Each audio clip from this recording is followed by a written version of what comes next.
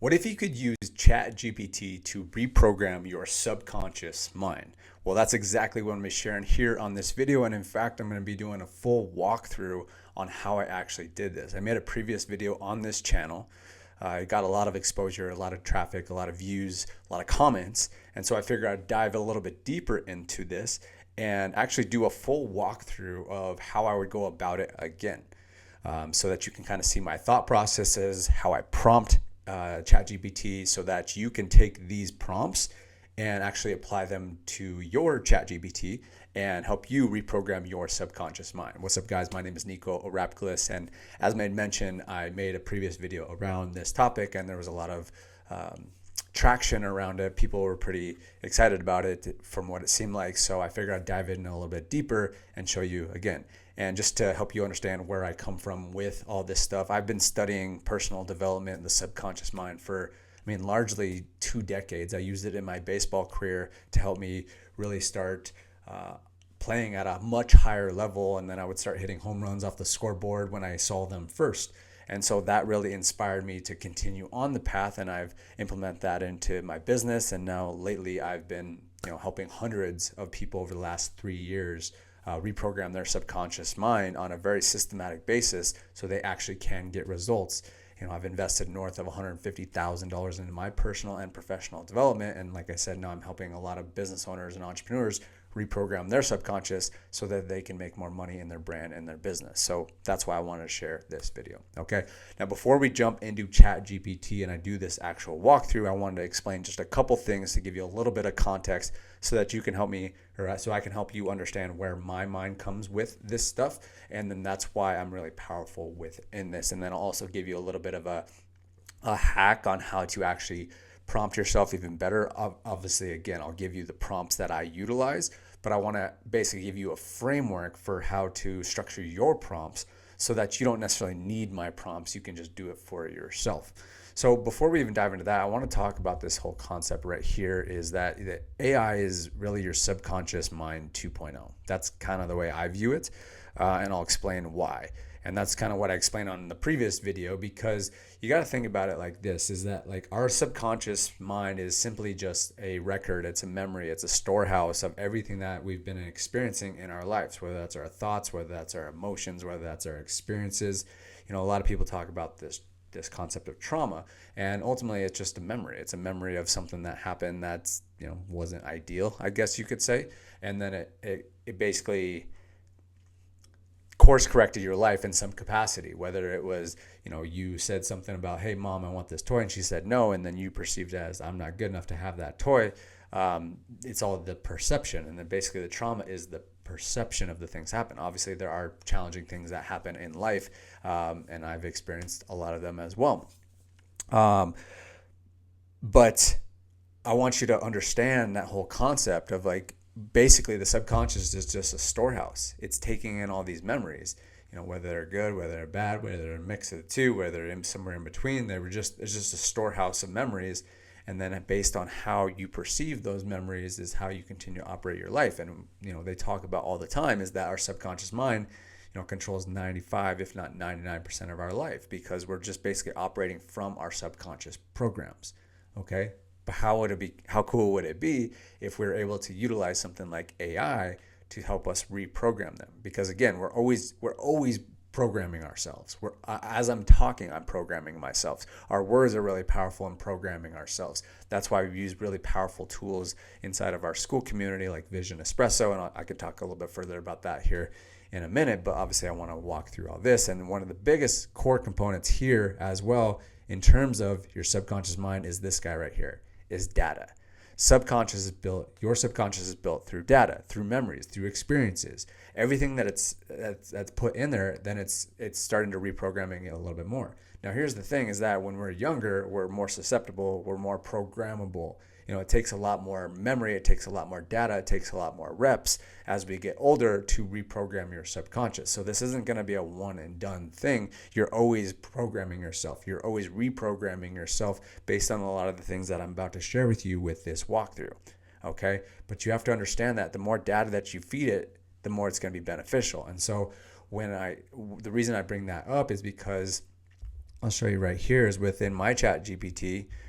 You can see like I started back in June.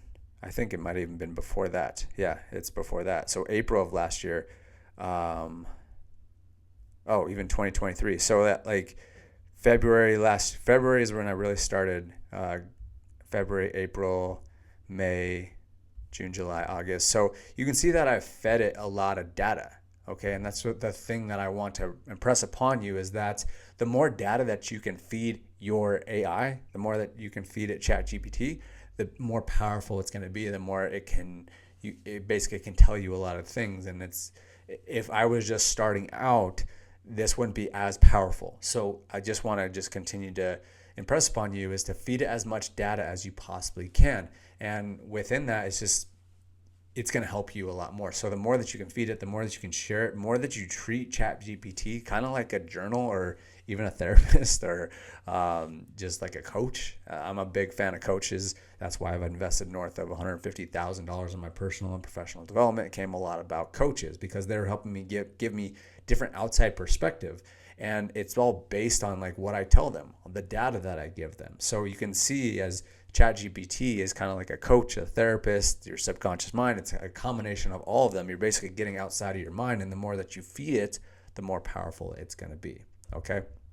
So with that being said, let's do a little bit of a walkthrough. I thought this could be kind of cool, where I basically just show you how I would operate ChatGPT.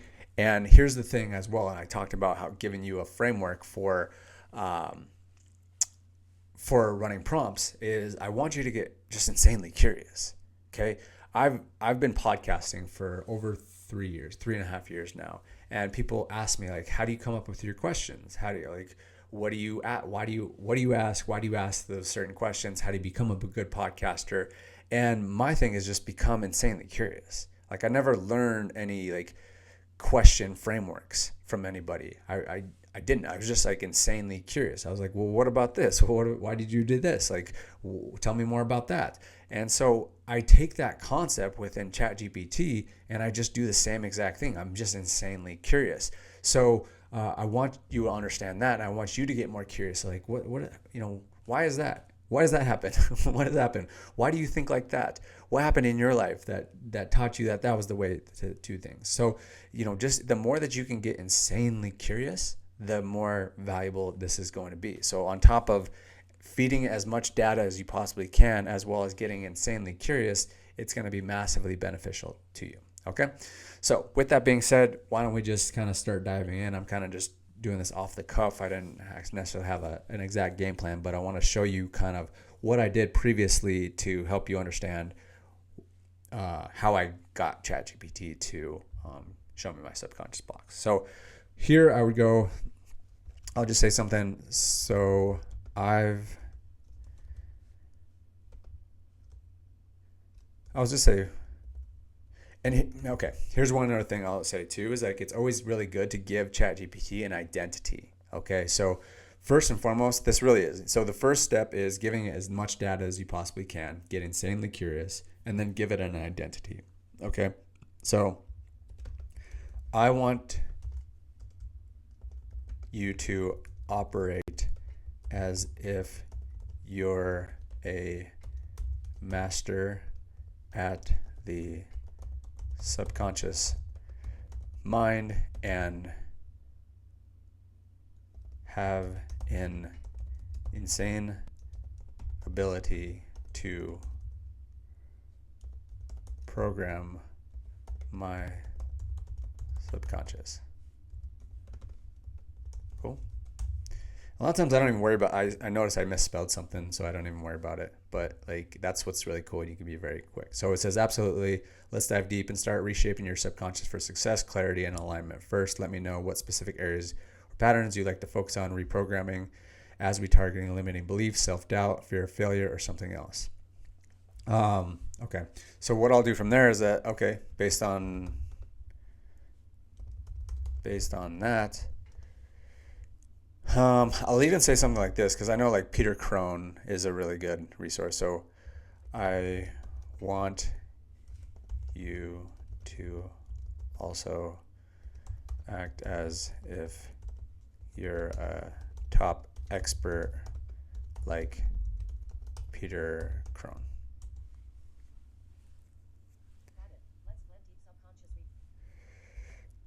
Okay, cool. So tell me, what story are you currently that feels constricting or repetitive? What areas of your life feel stuck, frustrated, or limited? Well, I would like you to share with me what your thoughts are around what are my subconscious blocks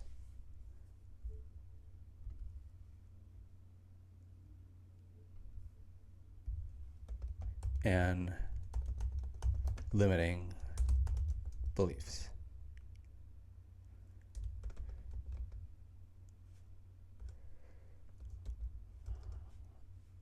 I've been on quite the search to find my blocks and holes that are holding me back. So based on everything you know, I would like to hear your perspective so I can have awareness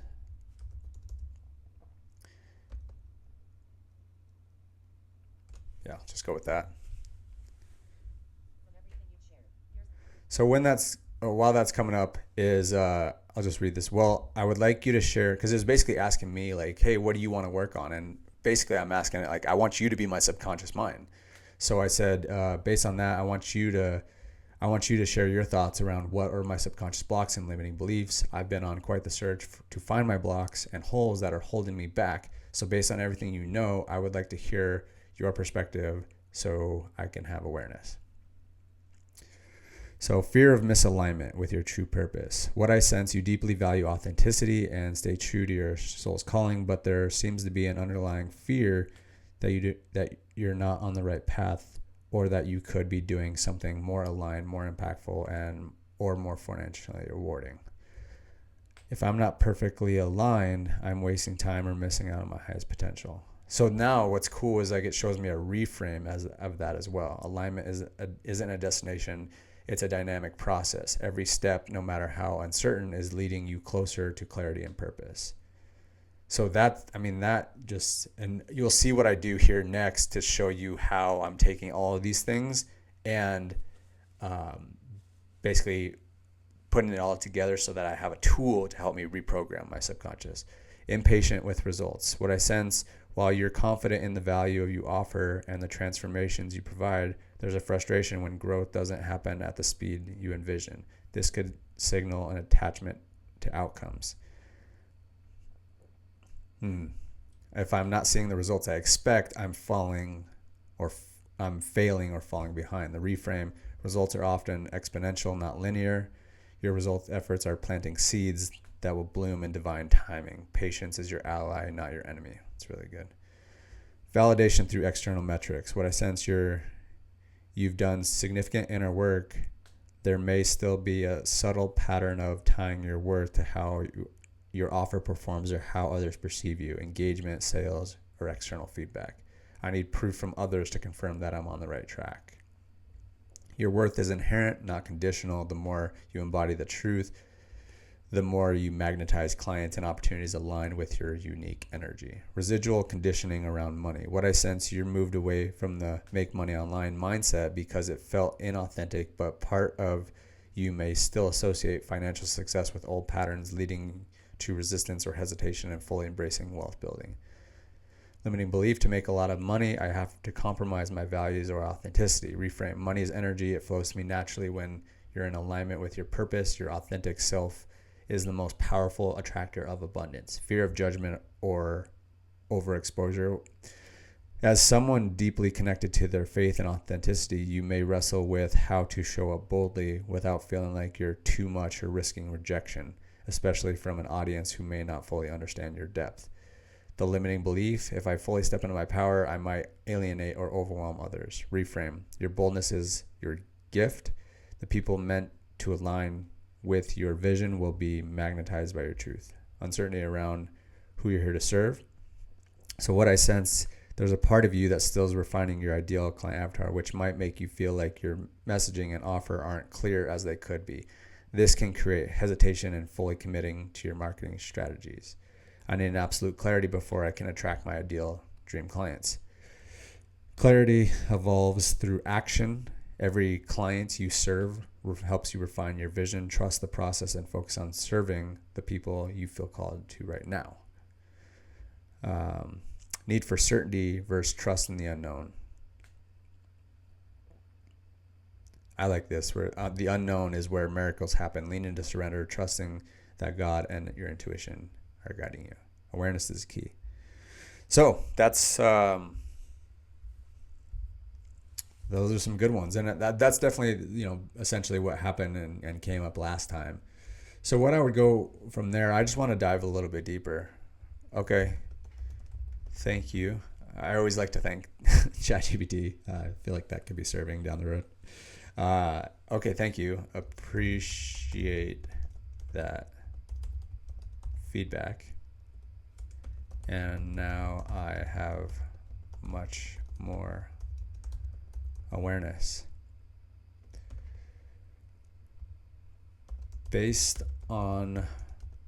So here's something I want to share real quick. I love this whole concept of the theory of constraints. Like, what is the most pertinent thing in the moment? And I like this metaphor of, it's kind of like a garden hose, where it's like, if there's a clamp on the garden hose, but there's holes down here and the water's coming from this way, why would I mess around fixing these holes if, we need to focus on the water first to get through there, right? So I want to figure out what is my constraint right now. And that's what I'm saying. Based on what you've shared with me, what would you say is my biggest constraint that I can work on that will start knocking over the rest of the dominoes? Not sure how it's going to respond to this, but I'll just see what it says to that.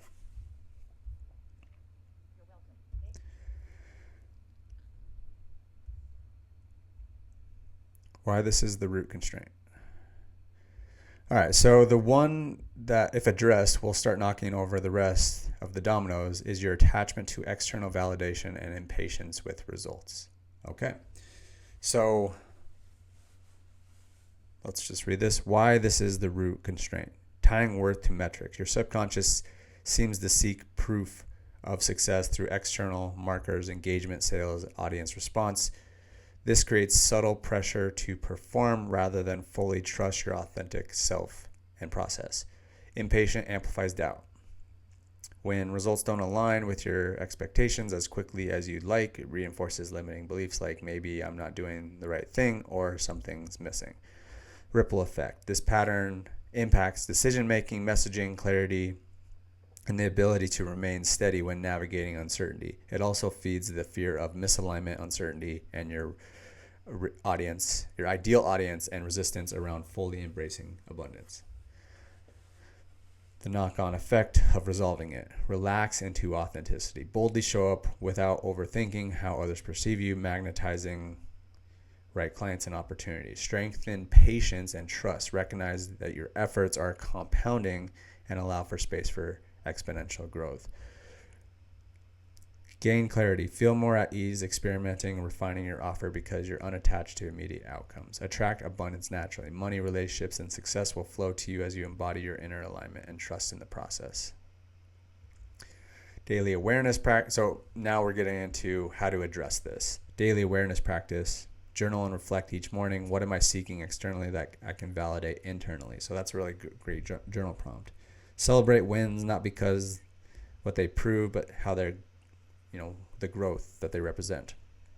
Reframe. I mean, everything that ChatGPT shared with me is just basically a reframe. So it's like identify, and then reframe. Identify, reframe.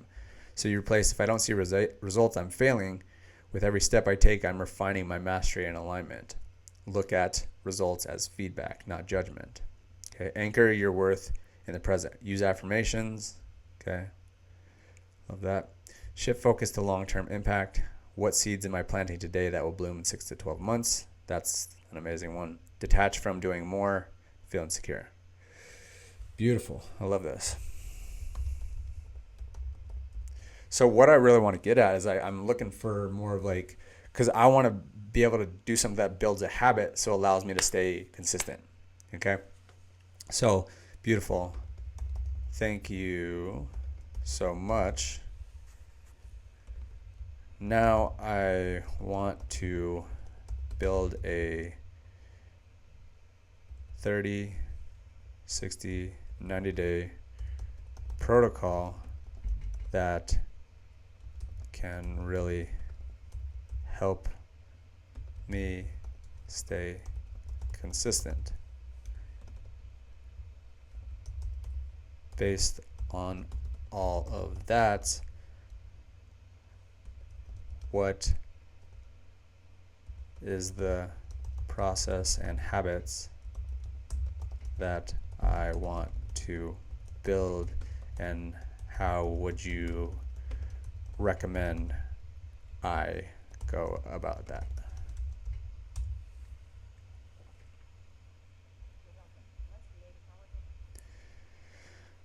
Cool. So I like this, where it basically gives me a breakdown of what are my goals in the 30 days, the 60 days, and the 90 days. So first 30 days is build awareness and establish foundational habits, deepen trust, refine, focus, and sustain momentum. 90 days, integrate, scale, and embody their highest self consistently. So morning ritual, visualize and affirmations, gratitude, midday check-in, anchor presence. So just asking myself, am I operating from fear or faith? What is my next aligned step? Okay, daily metrics for progress, track actions, not just outcomes. Number of outreach messages sent, if applicable. So this dives a little bit deeper into my marketing strategy. And so, that's a lot of the stuff that I've fed ChatGPT. Time spent creating content, offers, connections. Moments of self-validation, celebrate any internal wins. So a lot of celebration I see as a really big thing. Evening review, reflect on 3 wins from the day, reframe any perceived misses as learning moments. Journal, what limiting belief surfaced today and how did I respond to it?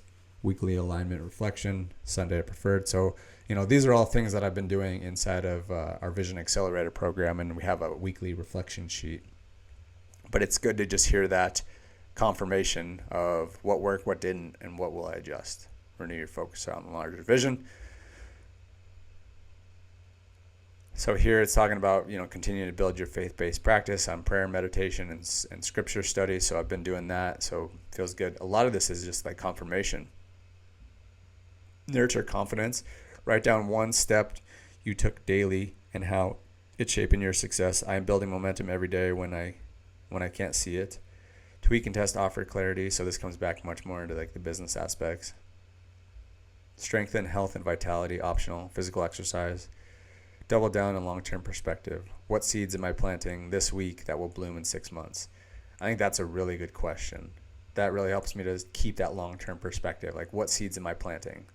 What seeds am I planting that are going to sprout 6 months from now, 12 months from now? Okay? Just have that long-term vision.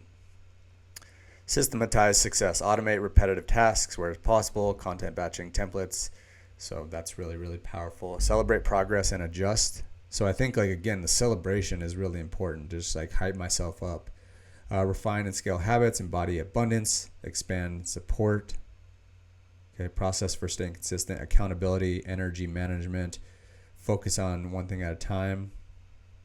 Right? So having that main goal, and that's why we're always very intentional on our calls for our, whether that's our school community or whether that's our Vision Accelerator coaching program. We're always talking about what is our intention for that call, and what is our current intention, and what's the main thing that we're focused on in in the short term. And just having that is like awareness. Okay, now what's my focus? Is trust and refinement. Okay, scaling with embodiment. And celebrate micro wins. Build a reward system for small achievements to stay motivated. Example, treat yourself when completing 9% of weekly habits. So it's so crazy but that's like everything that we do. And we have these tracking sheets. Let's see if this refreshes. We do 90-day sprints. And so like I reward myself with a trip to the East Coast to go visit my family, kayaking, like when I hit those goals. And it's based on when I'm hitting 80% of these. And this was a previous one, but I have a new one coming up as well. But yeah, it's interesting to like reward yourself when completing these tasks. So yeah, I think that's like a good amount. And then let me ask this, because I guess like the big things that's coming to me now is like just the constant celebration. I love this, the accountability. So that's why I'm so big on hiring coaches. And then I'm actually putting together a mastermind with some high level people around here in Scottsdale. Energy management, rest intentionally during low energy periods. So understanding my energy and that's why like I made a video, I believe it was yesterday, on your energy and being very focused on your energy and understand like how you feel. And when you're having low energy, when you're tired, rest. And so that's really powerful. So accountability, when I'm tired, rest, like make sure and manage my energy right. Focus on one thing at a time so that I can be like dialed in rather than having a million things. That's why I talked about like the units of energy, and then celebrate the micro wins. Okay. So I like all of that. So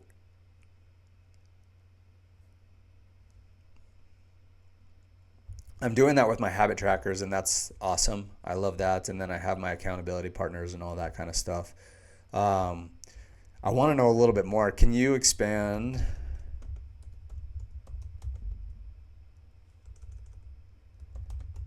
on energy management and celebrating micro wins?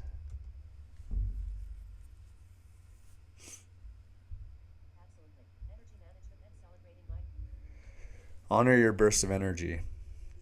So when I feel like that's really powerful. Honor your bursts of energy. So recognize when I do have a lot of energy, and then pull back when my energy drains. Allocate specific time blocks for focus, work, and rest. So it's like even setting in my schedule is like, when am I gonna rest? Because damn, that's really powerful. I've never even thought about that so much. But it's like when I'm really starting to notice my energy dip, that's when I set time blocks to make sure and I rest. Limit tasks or interactions that feel unaligned and drained. So again, it just comes back to more awareness. It's just saying like, oh, do I have a lot of energy right now? Do I not? When I'm around these people, do I have a lot of energy or not? When I do these tasks, do I have a lot of energy or not? So it's really just becoming a lot more aware around my energy. Design your day around your energy peaks. Morning, use this time for deep work, strategy, vision, and creating. Afternoon, slump. Engage in low energy tasks like organizing, admin work, or brainstorming. Even in reflection, wind down, gratitude journaling, light reading, or affirmations. Rest strategically. Build in integration days. Half days when you're focused on relaxing, reflecting, and reconnecting with your faith, your inner self. Active rest. Activities like walking, light stretching, or being in nature can rejuvenate you without full downtime. Replenishing through connection, fueling your body. Eat nutrient-dense foods. So that's good. Track daily progress. Create a micro win reward system. So I think that's really something that's really powerful for me, is like creating this micro reward system is going to be really powerful. Like finding different ways to like really celebrate, whether that's like watching a movie, have my monthly wins, invest in something that supports your growth, a book, coaching session, or self-care item. Practice self-acknowledgement, taking action when you didn't feel like it, staying consistent with your habits, overcoming resistance, self-doubt. Celebrate the journey, not the destination.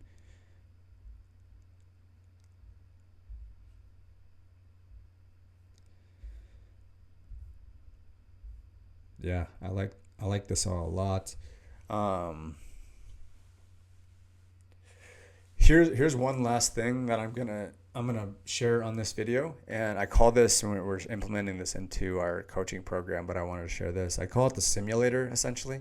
I had a friend that he's a pilot, and he talked about how he goes through a simulation training every like 5 years of like basically simulating his airline crashing and both engines going out.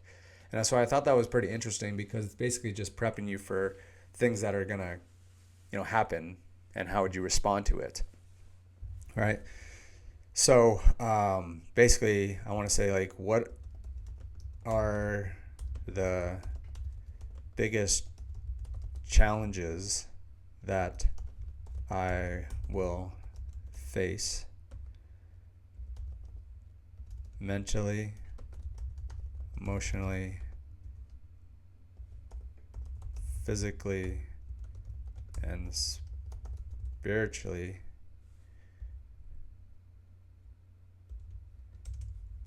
I want you to put me through a simulation of these challenges and ask me how I would respond to them.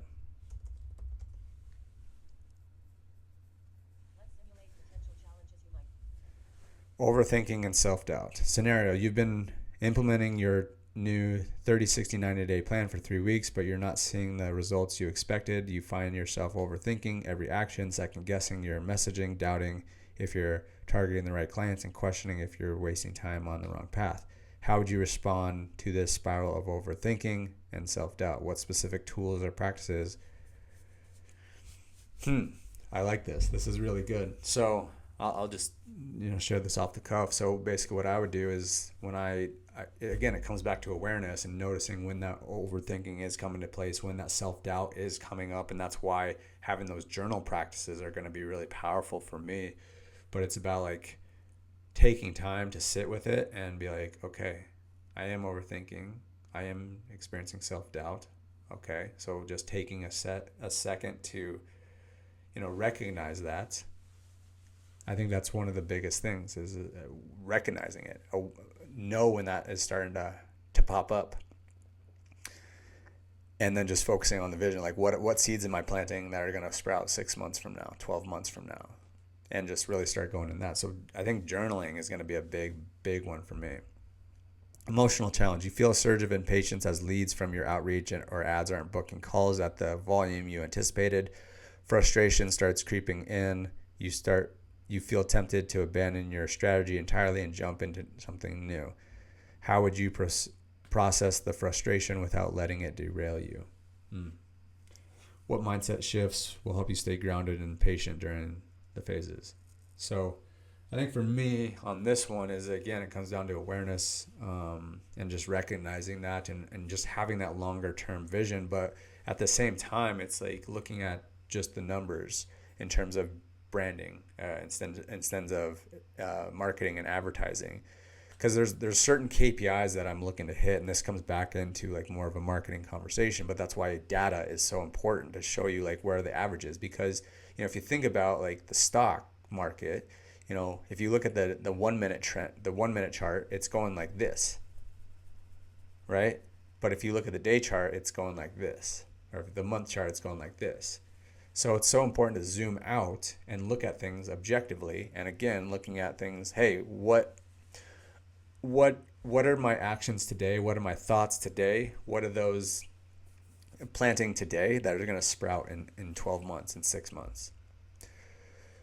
All right. Physical challenge, burnout and energy depletion. So now you've been in a high energy burst for 2 weeks, creating content, engaging leads, and pushing hard to meet your goals, but now you feel heavy, your sleep has been disrupted, and you're tempted to push through despite clear signs of burnout.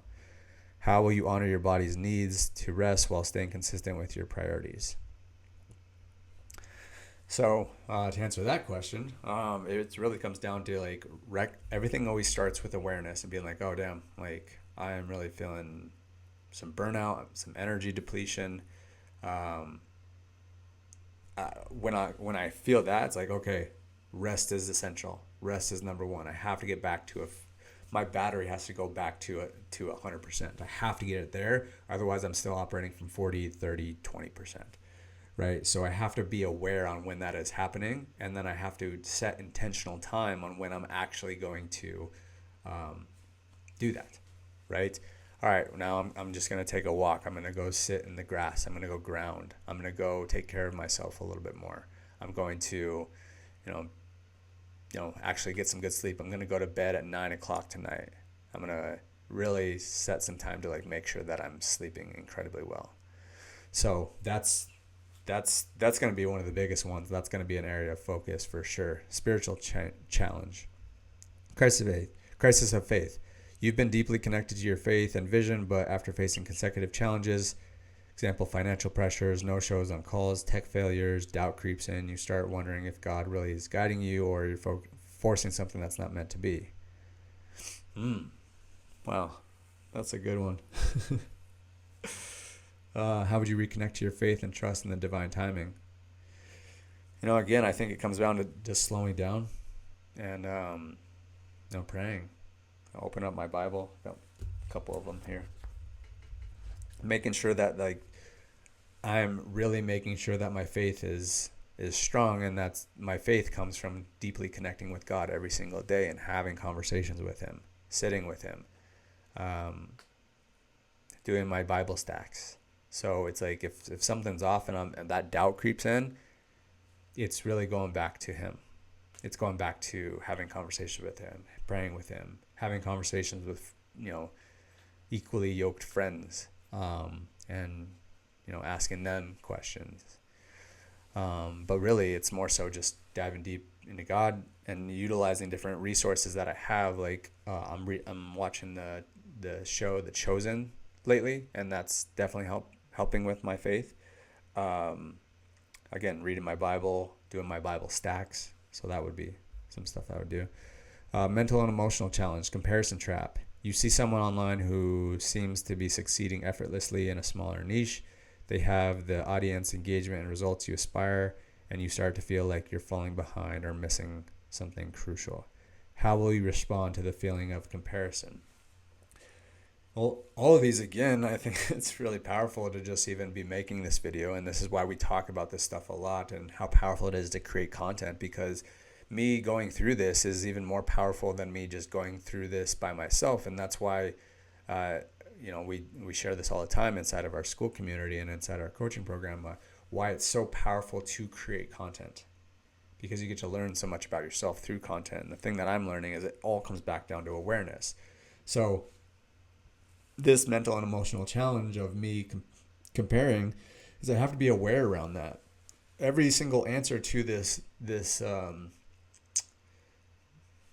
simulation that we're doing right now, this scenario that we're doing right now, everything comes back down to awareness. So it's like, what am I feeling? What am I noticing?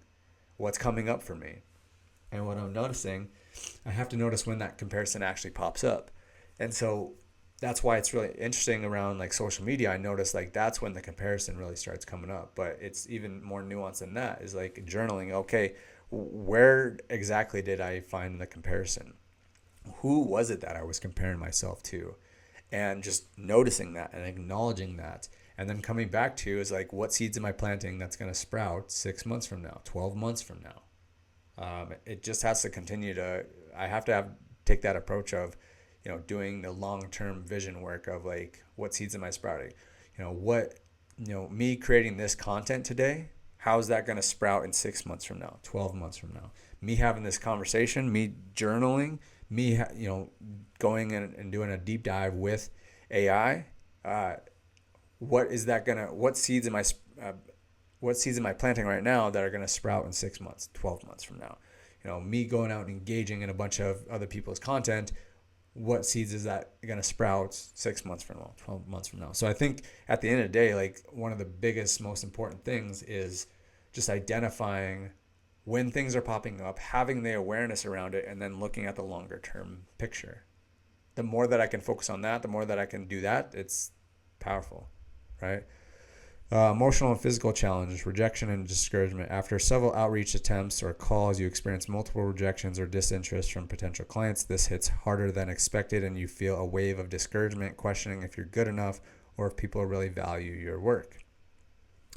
How would you process the emotional impact of rejection? Oh, that's a good one, and I'm sure that will pop up. So, again, I think it's about taking some space, recognizing when my energy dips, because that's going to be something that's going to, my energy is going to dip in that situation. I'm not going to be feeling at my best. I see the self-doubt continuing to come up when there's more rejection. So that's why we use really powerful tools like the inner circle audio to have other people remind me on why I'm so amazing. But at the end of the day, like, probably the most important thing is just continuing to get closer with God and, do the things that are going to keep me closer with God. Because that me getting closer to God increases my faith. And when my faith increases, the self-doubt eliminates. So, and then also at the same time, like, not doing the things that are pulling me away from God. I think that's one of the biggest things as well, is I have to get closer to God. Every time these type of things come up, I just get closer to God. I just get closer to God every single time. I really think that's the answer. Awareness and get closer to God.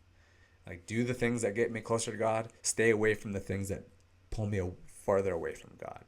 That's why, like, even with like social media, that's the thing that like pops up comparison a lot more for me. So me doing that is really, really powerful to like just recognize those things that pull me further away from God.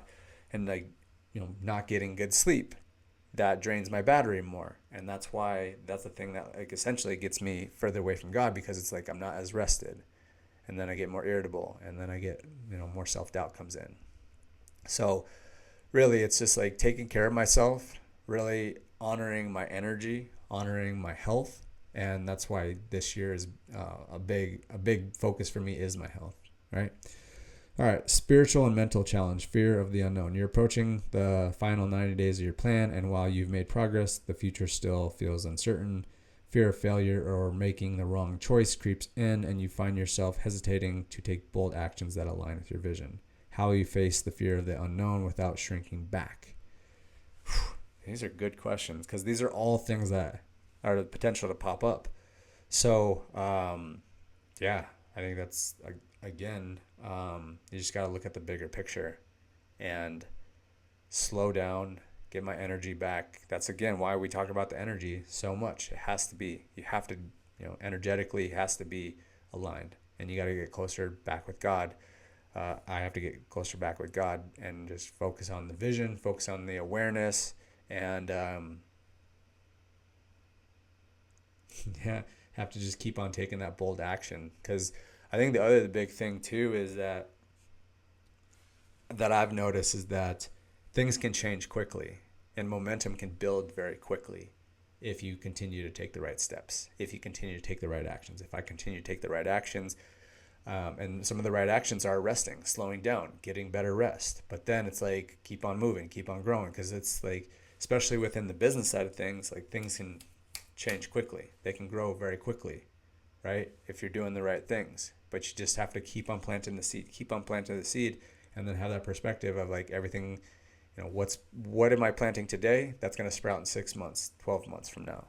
And just have to keep on taking that approach and just enjoying it as much as I can and laughing and having a good time. I guess that's one other thing I want to say, like,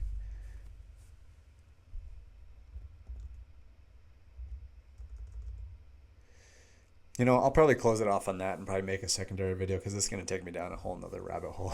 But yeah, I think that's pretty good for now. But hopefully you guys enjoy this. For the people that did stay all the way to the end, let me know if you guys like these, and I'll make some continued ones around this. I think this was probably one of the longer videos that I've made, but hopefully it was bringing you guys a lot of value. And if you guys want me to do more of these like breakdowns of my ChatGPTs, would be happy to do so. So thank you for watching this video. Make sure to join the Skool community if you want to dive a little bit deeper into all this stuff. Appreciate y'all, and make sure to subscribe to the channel. Talk soon. Bye-bye.